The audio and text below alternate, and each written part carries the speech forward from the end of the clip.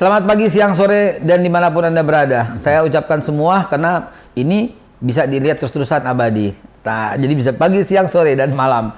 Terima kasih sebelumnya teman-teman sekalian setia dengan Gaya TV yang selalu mengedepankan akurasi yang tepat dan isu-isu yang sangat berbobot. Saya saat ini sedang menjadi host daripada Gaya TV dan saya ucapkan terima kasih yang sebesar-besarnya kepada yang saya hormati, kawan yang sudah menjadi blend dengan saya ini. Ya udah lama sekali saya bergaul dan berguru kepada beliau, Bapak Aris Marsudianto. Waduh, kehormatan sekali nih. Saya kehormatan, Pak. Saya banyak berguru sama beliau. Ilmu saya masih segini. Saya diundang di rumah yang sangat indah, yang sangat sweet home ini. Ya. Ada gambar singanya, menggambarkan pribadi beliau. Ada gambar kudanya dan ada musiknya. Ini filosofi apa ini, Pak? Ada singa, ada kuda, ada musik. Lengkap ya. Jadi di sini ada kekuatan. Ya. Ada kelembutan, musik, seni, gitu. Dan ada prinsip ya, kuda ya. Mantap. Itu karena kan di agama Islam pun kan juga ada kan ajaran itu, belajarlah kita dengan tiga hal.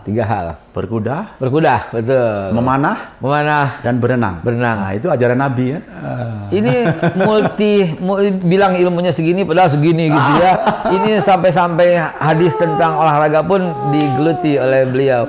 Pak Aris, saya mau bertanya tentang beberapa hal ya. Ini sebenarnya Pak Aris, saya sudah santai aja ya. Saya bilang gini, wah, Babe kok sekarang udah jarang nih tampil di politik, banyak orang seperti itu.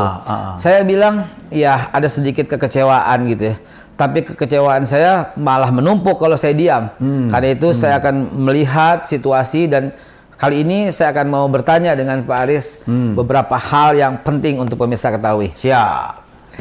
Pak Aris ini saya tahu adalah orang yang sangat matang di dunia bisnis, sekaligus matang di dunia pendidikan, sekaligus matang di dunia aplikasi, sekaligus matang di dunia semuanya deh, Pak. Beneran saya salut. Saya salut. Apalagi Bapak sebagai orang yang banyak dikenal sebagai orang yang sangat dekat dengan pribadi Pak Prabowo Subianto. Namun hari ini nanti kita bicara lebih lanjut soal itu. Saya mau nanya soal passion daripada Pak Aris sendiri. Pak Aris itu multidimensi. Kalau saya bilang sih, Pak Aris santai aja udah.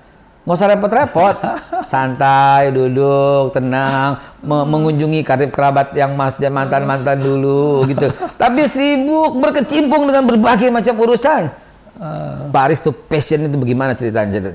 Baik, ya jadi kalau saya mau bicara latar belakang ya historical, saya kan sebenarnya saya kan dari militer ya. Jelas. Nah, dari militer, saya lulusan akademi militer. Saya juga lama di Kopassus, di anti teror. Saya tahu itu. Ya. Di semua angkatan yang paling top itu Kopassus. Ya. Dan di setiap jajaran Kopassus itu yang paling topnya itulah anti teror. Dan you in there. Beruntung aja. Nah, disitulah saya tahun 92 ya. Itu saya mengenal figur yang saya hormati ya sampai saat ini, itu Pak Prabowo Subianto. Ya, saya mengenal beliau udah cukup lama. Jadi saya perhatikan sejak saya Letnan 2, beliau masih Letnan Kolonel kalau nggak salah ya. Itu jadi tahun 92 itu. Dan di situ saya ada kebanggaan waktu ketemu beliau sebagai sosok komandan begitu ya. Itu menunjukkan sikap ketegasan, ya punya prinsip, punya wawasan, visioner dan memberikan kita ilmu-ilmu yang sangat bermanfaat. Waktu itu letkol. Waktu itu beliau masih letkol, ya masih letnan kolonel ya. Itu saya baru letnan 2, masih keluar dari akademi militer. Dari situ Pak Aris sudah melihat apakah beliau itu memiliki visi kepemimpinan ke depan. Dari situ Pak Aris sudah melihat? Sudah. Jadi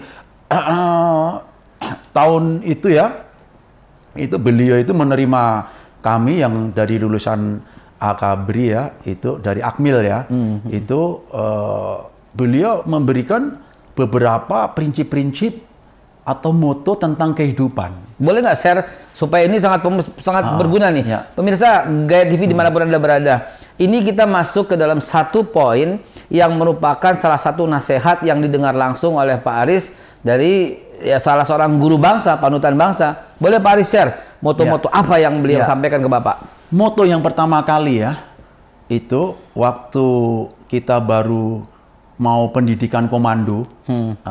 Tapi sebelumnya kita dilatih dulu pendidikan para terjun di Batu Jajar. Yang waktu itu komandannya Pak Prabowo sebagai Komandan Pusat Pendidikan Pasukan Khusus ya. Begitu. Beliau memberikan kita salah satu moto yang namanya cybernetic atau cybernetika. Ya, cybernetic. Bila kita berpikir kalah, maka sebenarnya kita sudah kalah. Wah, itu dalam banget itu. Jadi kita di situ sebagai prajurit, mendapatkan suatu moto, prinsip yang luar biasa, namanya cybernetic ya, cybernetika. Nah, kemudian setelah kita latihan, Pak ya, kita terjun payung, ya, kemudian kita latihan di Batu Jajar, menempuh komando. Banyak lagi yang kita dapatkan. Saya boleh komentar sedikit, Pak? Mohon maaf nih, saya agak potong. Kenapa? Saya takut keburu lupa. Bila kita berpikir kalah, maka kita akan kalah. Sebenarnya kita sudah kalah. Sebenarnya, boleh saya sampaikan. Saya mau merinding ngomongnya nih. Itu firman Tuhan. Dengan gaya bahasa yang beliau create. Jadi begini, Pak. Saya baru tahu ini malah. Jadi gini, firman Tuhan bilang begini. Ana inda zanni abdi bi. Aku sebagaimana prasangka hambaku kepadaku.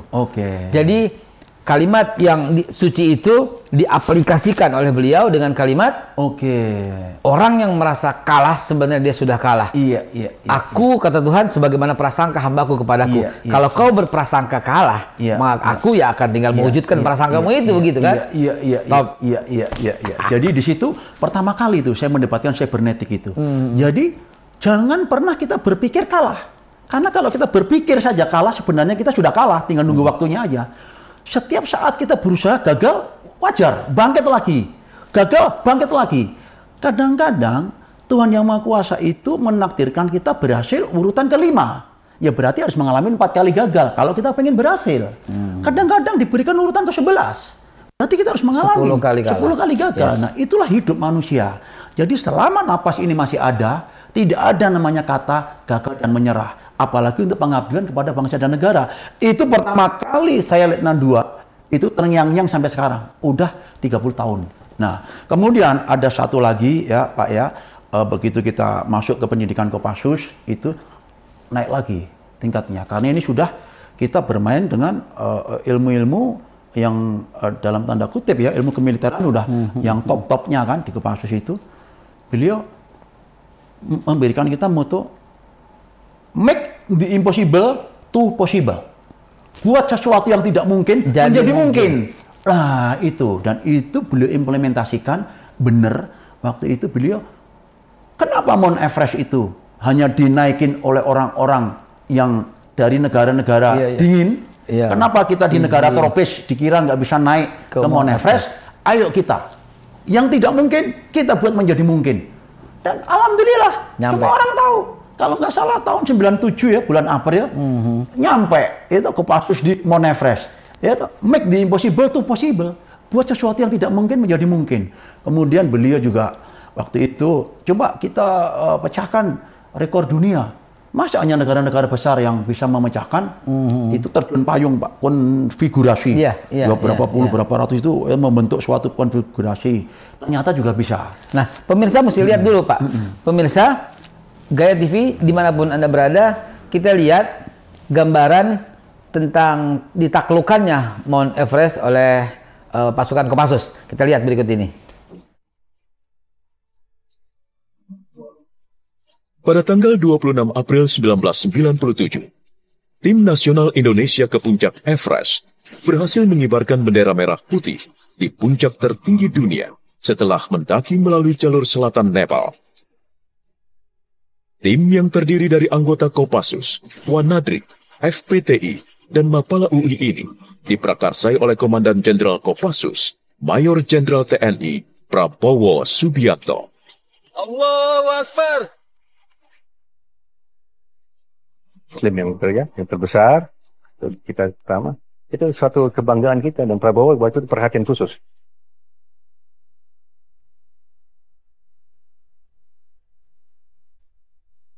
Karena merasa bangga dan terharu melihat tim yang dibentuk oleh Pak Prabowo ini berhasil mengibarkan merah. Itulah buktinya, Pak. Ya, Pemirsa sudah ya, lihat video-video ya, tadi. Ini dua moto yang misalnya Pak, misalnya kita jadikan pegangan seumur hidup aja ini sebenarnya sudah mencukupi luar biasa ya. Oh, banyak ada sekali, lagi, Pak. Ada lagi yang mesti kita share untuk pemirsa. Banyak banget saya. Jadi saya itu kalau bicara atau ketemu dengan Pak Prabowo ya, itu saya seperti membaca ribuan buku dalam tempo sekejap. Karena beliau kan hobinya membaca, Pak. Setiap minggu membaca buku dari seluruh dunia. Beliau kan punya langganan ya dari seluruh dunia begitu. Jadi setiap saya ketemu dengan beliau, ada aja ilmu yang saya dapat. Dan ilmu bukan ilmu main-main ya. Contoh hal yang sepele. Beliau pernah cerita, aku dapat dari Pak Harto, ya. Dan kamu juga harus itu melakukan.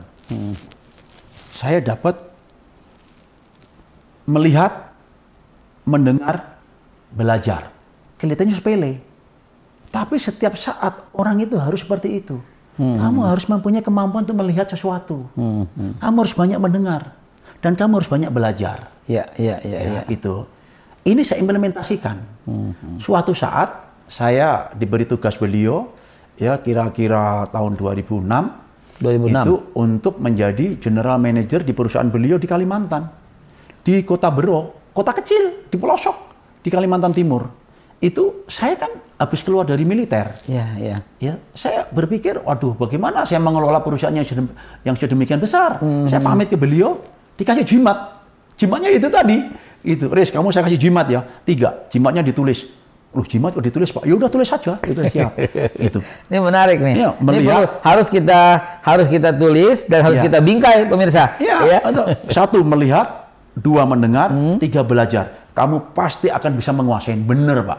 Saya tiap hari itu hanya melihat orang sudah pada pulang kantor. Saya itu hanya melihat seluruh pabrik yang sedemikian besar, karyawan ribuan, ya, mendengar, dan saya belajar. Begitu sudah 6 bulan ke atas, saya merasa saya menguasai semuanya. Saya merasa, mohon maaf ya, orang yang paling pintar, karena kan yang lain kan cuma satu departemen. Saya menguasai seluruh departemen. Nah, jadi hal-hal seperti ini, Pak ya, ini kelihatannya sepele, saya banyak sekali mendapatnya dari Pak Prabowo. Ya. Sebelum ke sini saya browsing tentang Pak Aris. Nah, biar pemirsa juga tahu nih. Pemirsa Gaya TV dimanapun Anda berada, saya browsing juga tentang Pak Aris itu siapa sih. Walaupun udah kenal lama dan dekat, cuman ada sisi-sisi gelap yang saya tidak tahu. Dan akhirnya saya temukan itu dari beberapa orang. Pak Aris itu ditawari setelah selesai dari militer, ditawari sebuah jabatan yang sangat menggiurkan, yang sangat gemerlap, yang sangat high income. Tapi semuanya tuh ditolak. Terserah beliau apakah mau cerita apa tidak untuk pemirsa Gaya TV tentang pekerjaan yang ditawarkan oleh beliau dengan income yang sangat fantastis, dengan pekerjaan yang sangat gemerlap, yang dekat dengan semua mafia-mafia yang ya jadi tenar namanya, tapi beliau memilih di pelosok hutan.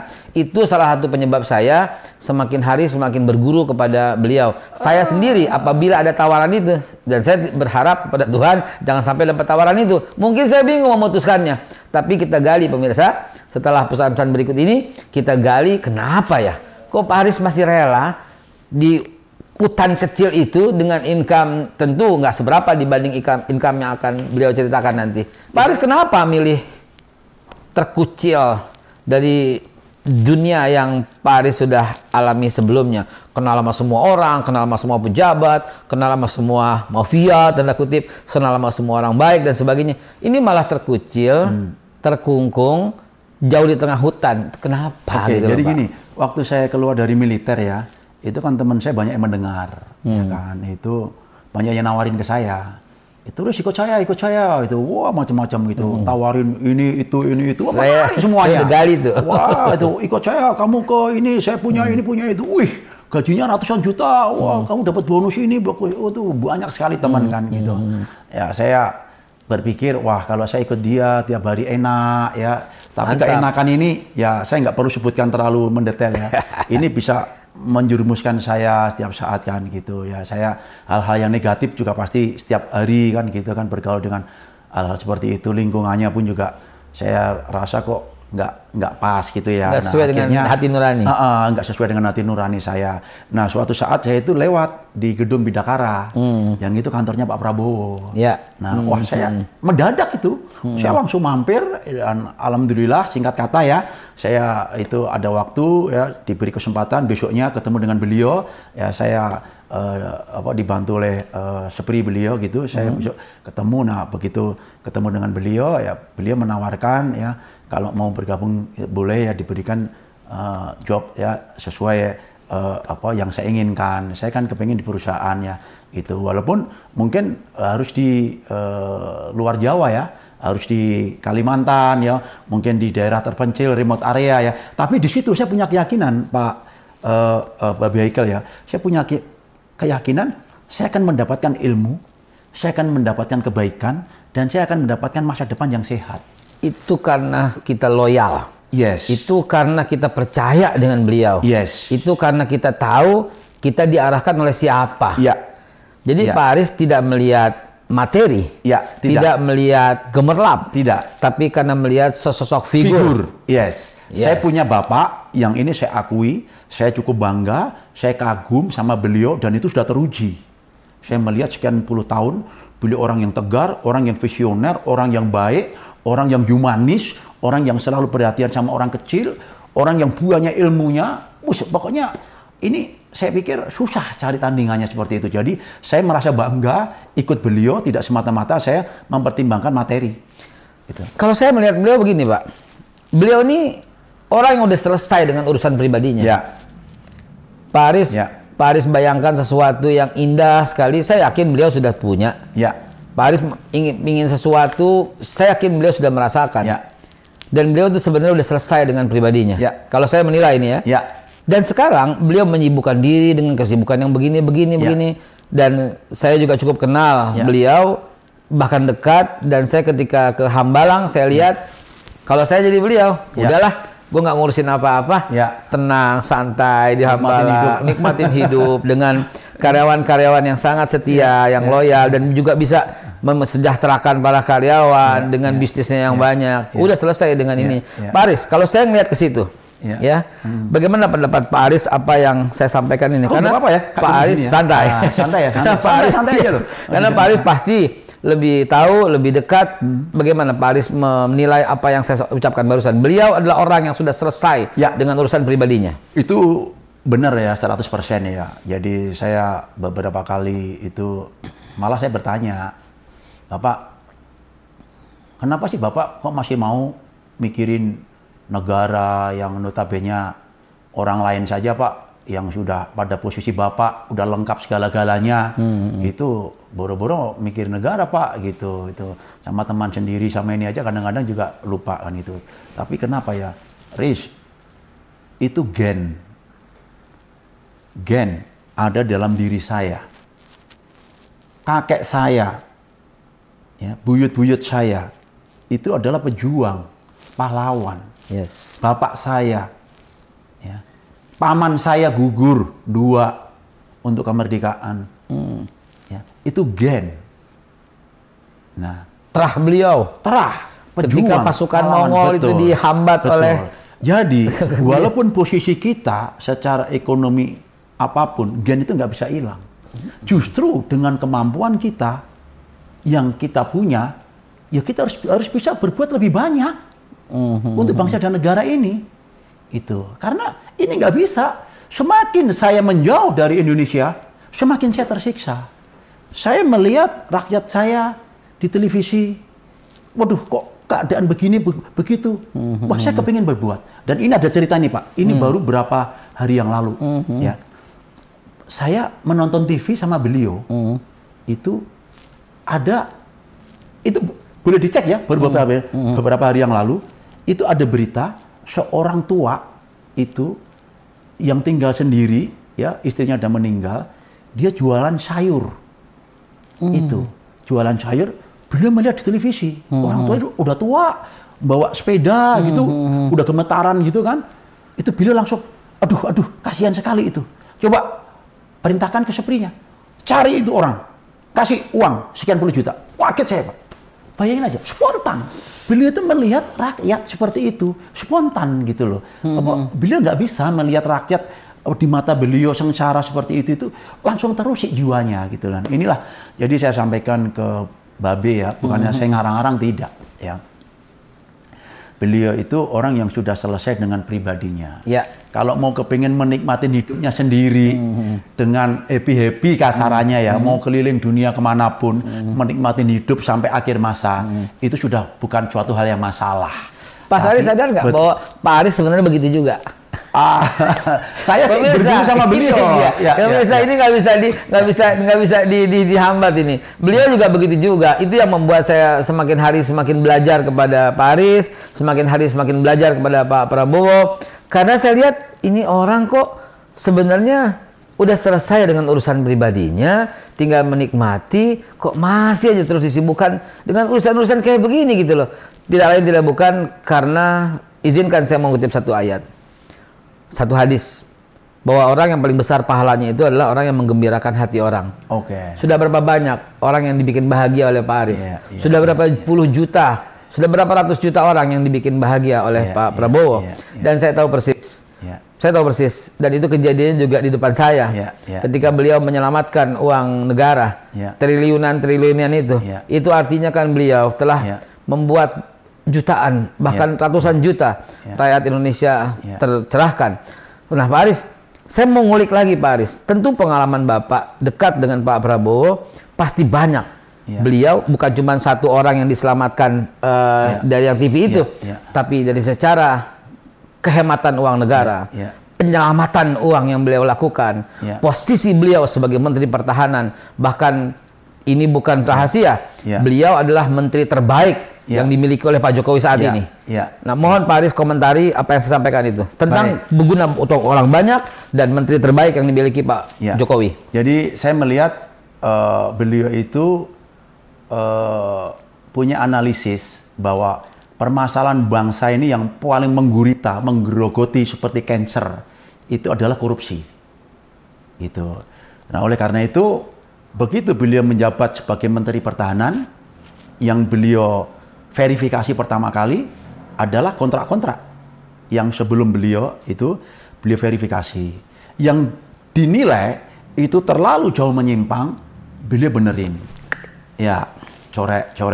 Nah, waktu itu kurang lebih sekitar 51 triliunan ya waktu itu ya, sekitar ya apa 4, sekian miliar US dolaran itu ya waktu itu terselamatkan. Sampai sekarang mungkin juga udah nggak tahu sudah berapa banyak lagi ya itu. Nah, kapal di sini selam macam-macam. Nah, itu beliau berbuat yang terbaik sesuai dengan domain beliau. Ya, selaku Menteri Pertahanan. Nah, ini spirit ini moga-moga bisa menjadi sweetener bagi departemen lain, bagi kultur budaya kita ya, karena beliau banyak sekali melihat kehidupan di negara-negara maju ya, beliau mempelajari semuanya itu, bahwa kalau negara mau maju itu harus dimulai dengan aparaturnya yang bersih, dengan pemerintahan yang kuat otomatis kan, ya itu, jadi otomatis seluruh sumber daya ya itu akan bisa dikontrol, dimanage, didevelop dengan baik ya. Tapi kalau ini tidak bisa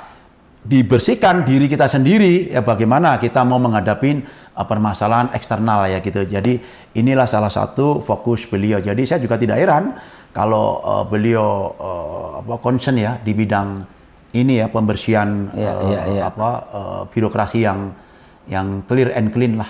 Di beberapa TV, di host beberapa TV saya sering melihat si A, si B, si C mengatakan Pak Prabowo itu minta-minta itu jadi menteri. Nah, ini menurut saya menyakitkan. Yang pertama itu fitnah, yang kedua semua tahu bahwa beliau diminta. Dan mohon Pak Aris menjawab nih ya pertanyaan saya. Betul atau tidak? Beliau itu diminta dan awalnya beliau menolak. Oke. Jadi ceritanya begini. Waktu itu kan kita kalah MK ya, udah beliau legowo, sudah kok hukum apa lagi yang mau diikuti, sudah selesai kan begitu. Nah, saya dengar Pak Aris salah satu orang yang dipanggil ketika pengumuman itu baru selesai. Saya pada kondisi seperti itu dipanggil nggak dipanggil saya datang. Selalu mendampingi beliau. Situasinya kan situasi yang perlu ya kita ikut empati, ikut simpati ya dalam keadaan seperti itu. Dan saya waktu itu berapa kali ya setiap malam saya datang ke Hambalang ya, itu beliau menyampaikan ini kok ada tawaran-tawaran, saya diminta. Dan beliau legowo sama sekali. Oh beliau legowo. Nggak ada masalah. Beliau legowo. Jadi waktu itu beberapa utusan begitu kan, beliau diminta untuk masuk ke kabinet segala macam. Boleh kita tahu nggak Pak? Yang datang waktu itu? Wah, off the record lah, nggak enak nanti tendensius karena gitu. Yes, pokoknya ada beberapa pejabat banyak tinggi. Ya. Saya dengar gitu. ada 5 top di negara ini ya. Itu disampaikan sudahlah. Saya jangan curigai atau apa. Saya udah kalah. Saya akan mendukung, mensupport pemerintahan saat ini. Satu, dia tolak. Gitu. Ya. Datang lagi. Jadi ya setelah itu ada lagi. Datang lagi. Itu, nah kemudian. Ditolak lagi. Setelah itu sampai kepada puncaknya ya, itu ada undangan dari Pak Jokowi, nah ditawarkan untuk menjadi salah satu power sharing lah istilahnya ya gitu ya, figur di dalam supaya gitu. Nah beliau akhirnya juga berpikir ya, ditimbang-timbang, kemudian beliau juga pernah diundang Bu Mega juga makan nasi goreng. Beliau cerita di situ banyak berbicara dan tentang Bu Mega sendiri yang buat nasi goreng. Yang bukan nasi goreng. Sampai sebegitu merayu Bapak. Betul. Sampai gitu. sebegitu merayu Bapak untuk masuk ke dalam kabinet. Nah, itu akhirnya beliau berpikir benar juga ya bahwa negara ini harus di manage secara bersama-sama ya. Nah, akhirnya beliau juga mendapatkan semacam ilustrasi, tapi itu cerita kisah nyata ya di Jepang. Ada namanya Hideyoshi dan Tokugawa yang berseteru tapi akhirnya bersatu untuk membangun Jepang bersama. Ya, kemudian juga di Amerika. Ya, yang siapa? William Sweet ya, Hillary Clinton waktu itu bukan. Sebelumnya itu Abraham Lincoln. Abraham Lincoln ya sama Seward ya, Jenderal William Seward. William Seward ya, itu juga untuk berantem akhirnya begitu. Kemudian, saya tahu tuh William Seward manggil Abraham Lincoln tuh monyet. Monyet kan gitu. Akhirnya begitu dia menang, diambil si monyet ini sebagai head of state. Betul, menjadi Secretary of State ya. Itu kemudian Hillary Clinton yang jelek-jelekan Obama, betul, dengan Obama teroris, akhirnya bersatu itu. Diangkat sebagai Menteri Luar Negeri. Betul, Menteri Luar Negerinya ya. Kemudian juga di China itu. Di China, betul. Bagaimana Deng Xiaoping sama Mao Zedong dan segala macam itu. Ya, Join lain dah. Cerita itu mengilustrasi beliau. Akhirnya beliau pikir-pikir, oke dah. Ya, memang untuk bangsa dan negara itu kita harus bersatu. Izin saya memberikan masukan juga. Waktu itu ketika Umar bin Khattab, kan itu salah satu tokoh idola beliau. Umar bin Khattab juga berbagi kepada pendeta Sopranios yang selama ini juga menjadi kontranya di Yerusalem. Dan Umar bin Khattab memberikan positioning kepada pendeta Sopranios untuk membangun Yerusalem bersama. Begitu juga kita mundur lagi, Nabi Muhammad pun demikian. Abu Sufyan adalah orang yang notabene-nya memerangi Nabi Muhammad dan ingin membunuh. Tapi ketika Nabi Muhammad berhasil menguasai Mekah dan Madinah, beliau mengangkat Abu Sufyan dengan berkata, siapa yang masuk ke Ka'bah itu aman, siapa yang masuk ke rumah Abu Sufyan juga aman. Sehingga diposisikan tetap sebagai pemimpin. Nah, contoh-contoh suri tauladan ini betul-betul diterapkan dan diaplikasikan oleh beliau. Begitu pendapat saya. Gimana Pak Aris? Betul ya? Oke. Ya, jadi beliau kan juga banyak mendapatkan ilmu-ilmu agama dari berbagai macam guru agama, ustadz, kiai, habib dan segala macamnya. Jadi saya melihat beliau ini seorang yang kalau bahasa saya itu orang yang sudah mumpuni dan lengkap segala-galanya ya. Jadi baik dari segi moralitas itu inteligensi, kapabilitas ya. Apalagi yang berkaitan dengan pemilu ini, elektoral beliau kan paling tinggi terus ya. Di setiap survei segala macam ya. Jadi saya secara pribadi akan bangga ya kalau Indonesia ini mempunyai pemimpin seperti beliau ya.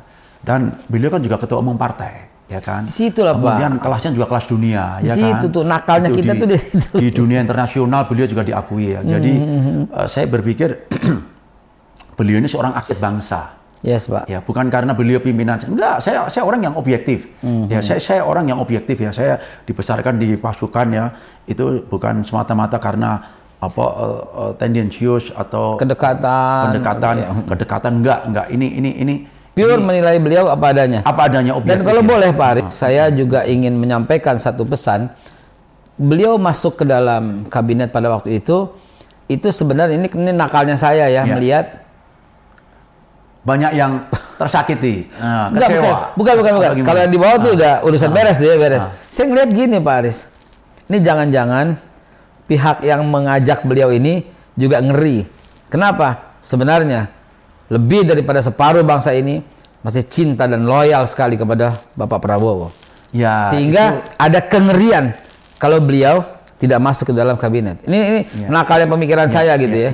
Ini mereka tuh ngeri juga kalau sampai ini, mohon maaf ya, kalau seandainya Pak Aris tidak berkenan menanggapi. Saya ngelihat seperti itu, dan masyarakat ini sebenarnya sangat besar cintanya kepada beliau, sehingga untuk kalau sampai tidak masuk akan dikhawatirkan terjadi gejolak yang lebih besar lagi, sehingga dengan masuknya beliau menjadikan persatuan, kesatuan, dan ketenangan dan kenyamanan berlaku dari Aceh sampai Papua. Nah, saya lihatnya begitu. Oke, saya tanggapin ya. Yes. Kalau kami melihat itu hal yang positif. Yes dong. Dari Pak Jokowi dong. dan kabinetnya ya, dan pemerintahnya. Karena beliau berpikir secara utuh, komprehensif. Yes, Pak. Untuk kepentingan, kemaslahatan, kemajuan, kesejahteraan bangsa dan negara ini. Nah, itu jadi akhirnya diberikan kesempatan kan kepada Pak Prabowo yang notabene selaku rivalitas ya. Ini suatu hal yang luar biasa, dan ini suri teladan kejiwa besaran Pak Jokowi ya. Suri teladan dua pemimpin ini. Pak Jokowi dan Pak Prabowo mengerti itu. Nah, makanya gayung bersambut kan. Nah, sehingga sekarang kita melihat ya di 3,5 tahun ini ya, ini kan pemerintahan bagus ya, kita dihajar COVID-19 dan dia menteri Indonesia terbaik. masih betul masih tumbuh positif ya, keadaan ekonomi juga tidak terlalu jatuh sekali gitu. Dan kita melihat perkembangan di berbagai macam dunia ya, Indonesia sekarang masih papan atas lah seperti itu. Dan ini suatu hal yang perlu dicontoh oleh semua pihak ya, bahwa rivalitas itu sebenarnya hanya kontestasi sementara. Begitu sudah diputuskan siapa yang menang siapa yang kalah, bersatu untuk membangun bangsa itu. Nah, inilah salah satu bentuk contoh pembelajaran ya, dua figur yang hebat, Pak Jokowi dan Pak Prabowo, yang moga-moga ini bisa diteruskan oleh anak cucu dan generasi selanjutnya ya. Karena ini memerlukan jiwa besar ya, memerlukan suatu pengendalian emosi, ego ya, kedewasaan ya, kematangan, berpikir luas untuk masa yang lebih banyak. Ya. Jadi kalau boleh sebagai akhir dari obrolan yang sangat menarik ini, boleh nggak kita ngambil kesimpulan bahwa ke depan kita memerlukan figur pemimpin yang betul-betul bisa menyatukan semua. Artinya menyatukan itu adalah satu, bukan lagi orang yang bisa dipengaruhi oleh yang lain. Ya. Beliau betul-betul independen. Ya. Beliau berwawasan internasional. Ya. Dunia mengakui kepiawaian beliau. Terakhir proposal Ukraina yang begitu keren beliau sampaikan, yang ternyata sekarang akhirnya diikuti oleh beberapa yang dulunya tidak mau melihatnya. Begitu juga soal yang lain. Nah, mohon Pak Aris komentari di akhir sesi kita ini. Ya. Dan satu lagi ntar, tolong Pak Aris sindir juga nih ya. Pak Aris bagaimana ngelihat soal elektabilitas? Karena saya lihat yang maju sekarang ini kan 3 kandidat gitu ya. Yang kalau kami dari pihak wartawan, dari pihak sosial media melihatnya, yang pemimpin partai itu cuma beliau. Jadi kepemimpinan yang ketok palu kan beliau. Kalau yang lain mohon maaf, yang ketok kan orang lain. Gimana Pak? Oke. Saya tanggapin tentang internasional dialog di Shangri-La ya. IISS ya. Itu dialog di Shangri-La di Singapura ya. Itu di sini saya melihat bagaimana seorang figur Prabowo Subianto menunjukkan kelasnya. Menunjukkan kelasnya ya, kelas dunianya ya. Karena kan 2 kali kan beliau mengikuti, ya, itu kan nendang. Jadi seluruh mata dunia terarah ke Indonesia. Bahasa Inggrisnya fasih. Wah, kalau itu sudah nggak diragukan bahasa lagi. Prancisnya kalau bahasanya sudah nggak diragukan. Semua orang melihat. Tapi gagasan dan idenya, terobosan-terobosan ini yang membuat mata dunia terbuka. Oh, ternyata ada pandangan yang sangat objektif. yang dikemukakan oleh seorang Menteri Pertahanan, yaitu Indonesia. Nah, ini satu poin dulu. Indonesia naik kelas dunia Naik kelas. karena beliau. Betul. Nah, naik kelas. Akhirnya banyak mendapatkan sambutan kan. Dan yang memberikan sambutan itu adalah negara-negara top. Yes, Pak. Ya, itu 10 top negara top dunia itu ya. Mulai dari Amerika, Jerman, ya, China, itu Rusia dan lain sebagainya. Bayangin. Di sini artinya seorang Prabowo Subianto itu membawa Indonesia dengan tempo waktu sesingkat-singkatnya naik kelas ke papan atas. Ya bisa dikatakan top 10 dunia ini sekarang Indonesia. 10 minutes. Kalau saya kasih judul 10 minutes to top 10. 10 minutes to grow up Indonesia. Nah, ini mengenai bagaimana proposalnya, ini kan namanya dialog. Ya marilah diskusikan. Nah, kita diskusikan. Ya itu wajar. Yes. Karena kan namanya perseteruan itu kan ada pro dan kontra. Ya kan? Itu wajar. Tapi dari 5 proposal itu sangat objektif. Yes, Pak. Ya, dilihat dari sisi mana ya kita membahasnya ya. Tapi ini membuka kacamata dunia dan saya baru tadi itu yang melihat salah satu literatur Putin itu sudah mempertimbangkan sekarang untuk demilitarisasi. Artinya Putin perhatian kepada usul Pak Prabowo Subianto. Gitu loh. Nah, lagi-lagi Indonesia naik kelas. Nah, naik kelas lagi kan. Bayangin itu. Nah, ini. Jadi di sini ya saya melihat beliau seorang yang benar-benar internasional kelas. Visinya, pola pemikirannya dan ada yang namanya karisma. Olimpiade kita juga jeblok terus, tetapi ketika beliau fokuskan satu sisi aja, pencaksilat.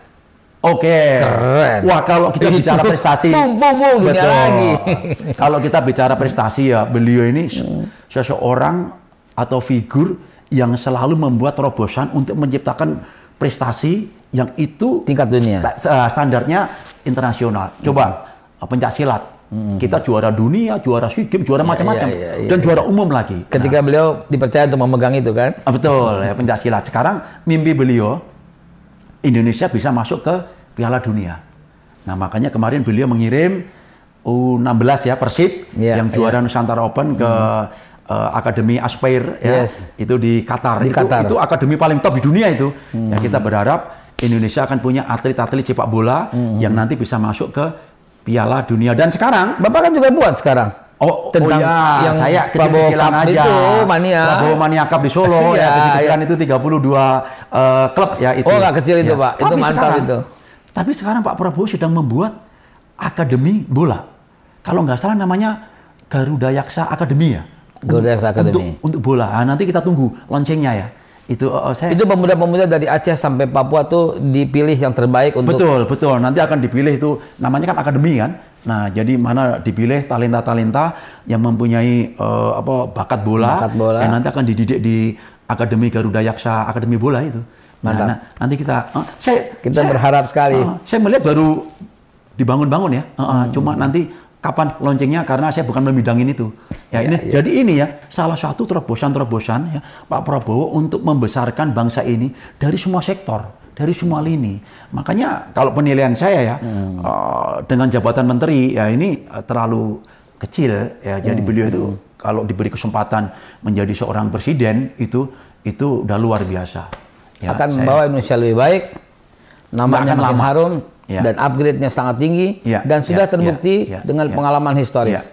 Nggak akan lama. Saya pikir kalau beliau pegang tampuk ya kepemimpinan sebagai presiden itu dalam tempo 5 tahun saja Indonesia saya yakin itu ya bisa dieksploitasi semua sumber daya alamnya dari hulu sampai hilir, hilirisasi itu tingkat kesejahteraan, income per kapita diseganin dunia, wah dan segala macam dah. Dan itu harus saya tutup dengan kalimat begini, mohon maaf karena waktunya Pak Aris. Saya tutupkan kalimat begini. Apabila itu terjadi dan tentu harapan kita terjadi, ternyata ini bagian dari perkabulan doa-doa semua orang yang pernah berdoa untuk itu. Dan jangan lupa, setiap doa tidak instan, ada yang tidak instan dikabulkan. Rupanya doa-doa kita 2019 di mana-mana itu terkabulkan di 2024. Begitu harapan Pak Aris. Amin. Harapan kita semua ya, bangsa Indonesia. Dan harapan kita semua. Baik pemirsa GTV dimanapun Anda berada, sangat menarik perbincangan ini agar kita menjadi fair, menjadi bisa melihat apa adanya, dan saya melihat kejujuran dari mata Pak Aris itu sangat terlihat, dan mudah-mudahan saya termasuk orang yang bisa melihat itu. Kenapa? Karena itu ada ilmunya Pak Aris. Namanya face reading. Wah. Dan Pak Aris termasuk orang yang sangat bukan loyal karena kedekatan, tapi loyal karena memiliki seorang guru bangsa bagi beliau dan bagi kita semua, Bapak Prabowo Subianto. Bapak ideologi. Bapak ideologi. Ya. Guru bangsa juga sekarang. Ya, guru dengan bangsa. segala macam poin-poinnya tadi. Iya. Pemirsa bisa melihat diskusi ini dan memberikan poin-poin, mencatatnya, mencetaknya, dan membingkainya. Sebagai apa? Sebagai suatu bahan untuk guru bangsa. Saya Haikal Hasan dari Gaya TV untuk pemirsa Anda setia. Terima kasih, selamat pagi, siang, sore, dan malam. Dan wassalamualaikum warahmatullahi wabarakatuh. Waalaikumsalam warahmatullahi wabarakatuh. Oke.